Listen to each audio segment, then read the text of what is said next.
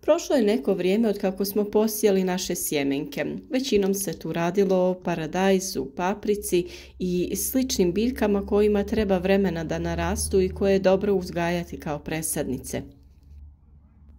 I biljke su sada dovoljno velike da ih presadimo kako bi se što bolje i kvalitetnije nastavile razvijati.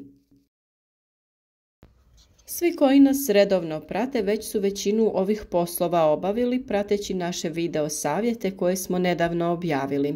Radi se tu o dezinfekciji sjemena prije sijanja te o naklijavanju koje smo obavili prije nego smo sjemenke stavljali u supstrat i u klijalište. Nakon što je sjeme klijalo i niklo, treba prilikom rasta obratiti pozornost na nekoliko stvari. Kao i prilikom klijanja i nakon što izniknu, biljkama je potrebna toplina, vlaga i svjetlost.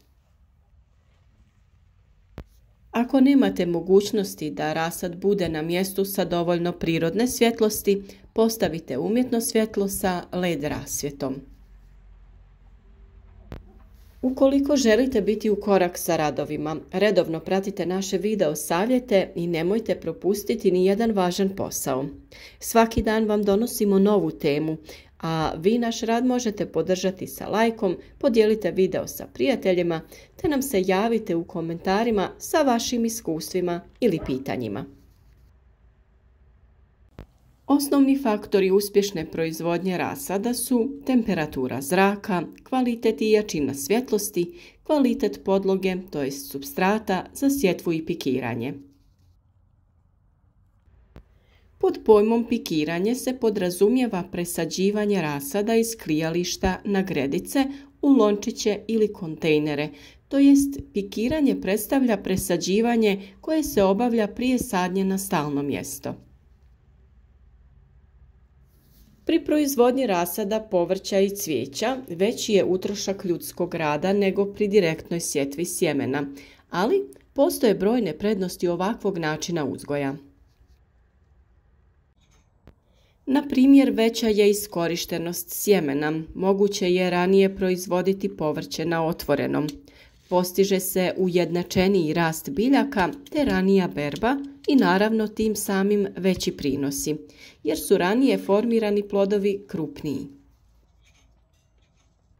Rasad se pikira obično nakon razvoja prvog para pravih listova, a u nekim slučajevima i nakon razvoja kotiledona, kada se prvi par listova tek počeo razvijeti. Prednost pikiranja je to što presađivanjem na veće razmake biljke dobijaju veći vegetacijski prostor, a to znači više svjetlosti, hranjiva i vode. Ovako pikiranje, to jest presađivanje, služi prvenstveno za reguliranje rasta biljke i dozrijevanje, te se njima postiže ranija berba, odnosno skraćuje se dužina vegetacije. Ono što je također dobro jeste da se prilikom ovog presađivanja eliminiraju nedovoljno razvijene ili oštećene biljke. Preporučuje se pikirati svo plodovito povrće poput paradajza, paprike, patliđana i sl. I to sa pojavom prvog pravog para listova, a celer u stadiju razvoja 2 prava lista. Kada gledamo vremenske odrednice, mlade biljke su nakon 20 do 25 dana od nicanja spremne za pikiranje.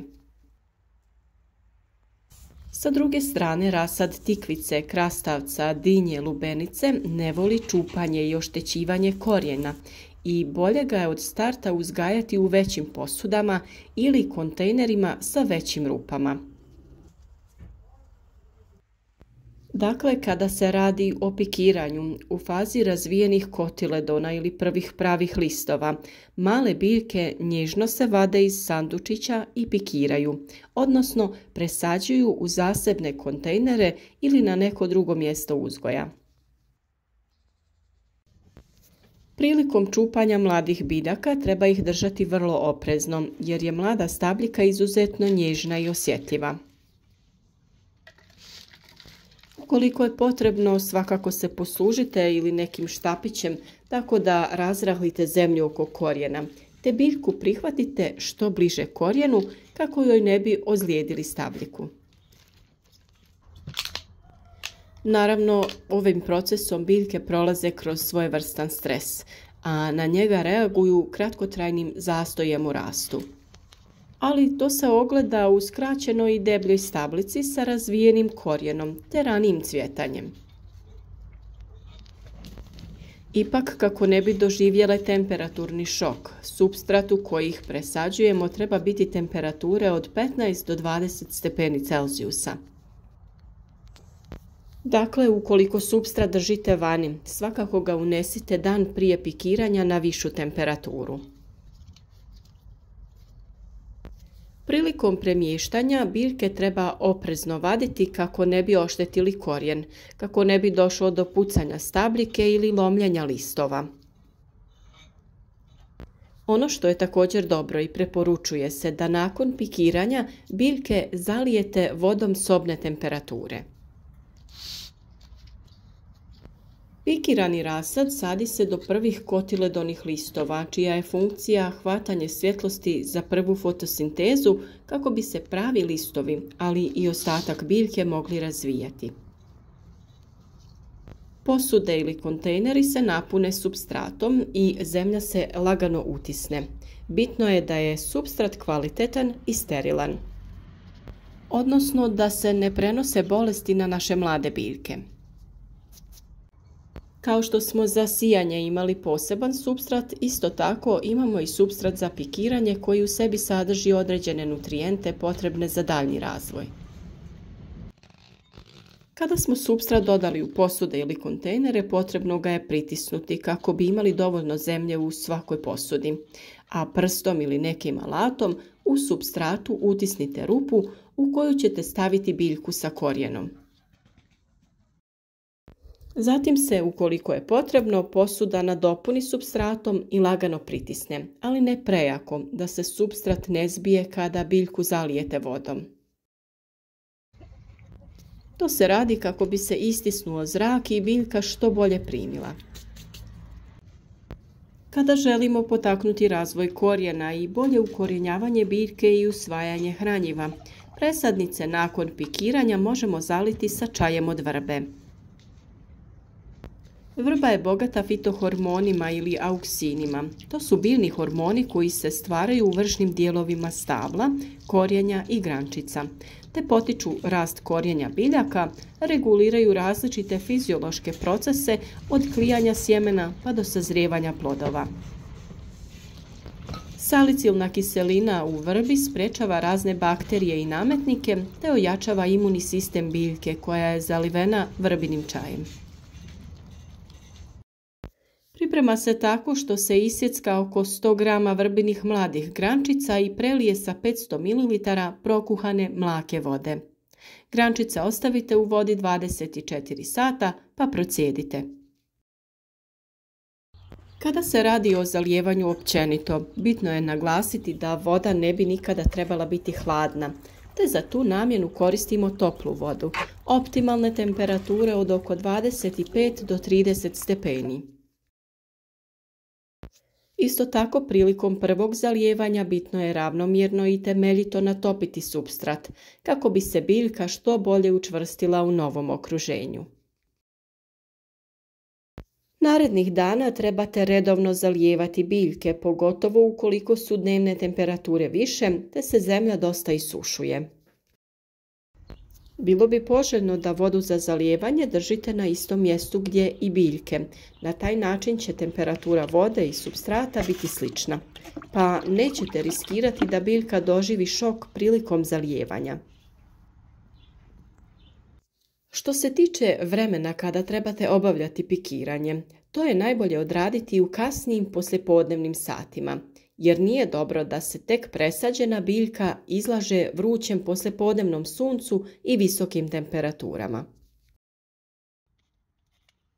Također nemojte nikada dozvoliti da se zemlja oko biljaka potpuno osuši, jer bi to bilo kobno za mladu biljku. Naravno da nakon samog presađivanja i u toku tog dana biljke mogu izgledati malo slabije, ali nakon nekog vremena one će se prilagoditi novim uslovima i potpuno oporaviti. S obzirom da je vrijeme još uvijek promjenjivo, dani su dosta topli, ali su noći hladne. Ujutro još uvijek ima mraza, a i snijeg nije isključena pojava. Zato bi bilo dobro da vaše biljke nakon pikiranja utoplite. To možete učiniti na razne načine.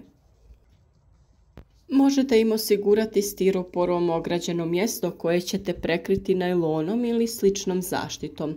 Dodati neku sijalicu koja će dodatno zagrijavati taj prostor tokom noći, te na taj način biljkama pružiti koliko toliko sigurno okruženje.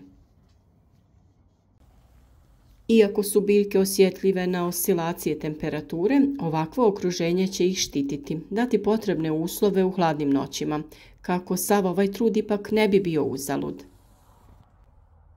Nadamo se da vam je ova tema i ovaj video bio koristan, a ukoliko želite podržati naš rad, ostavite like, podijelite ovaj video na vašim društvenim mrežama kako bi i drugi imali koristi od naših savjeta. Za sva dodatna pitanja, kao i uvijek, dostupni smo u komentarima, a ukoliko ste novi na našem kanalu, ne zaboravite kliknuti subscribe i zvonce pored kako bi za svaki novi savjet dobili obavijest i ne bi propustili ni jedan važan korak u radu.